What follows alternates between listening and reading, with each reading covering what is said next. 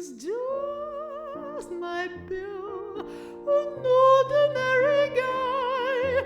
He hasn't got a thing that I can brag about, and yet to be upon his knee, so comfy and roomy, feels natural to me, and I can't explain, it's surely not his brain.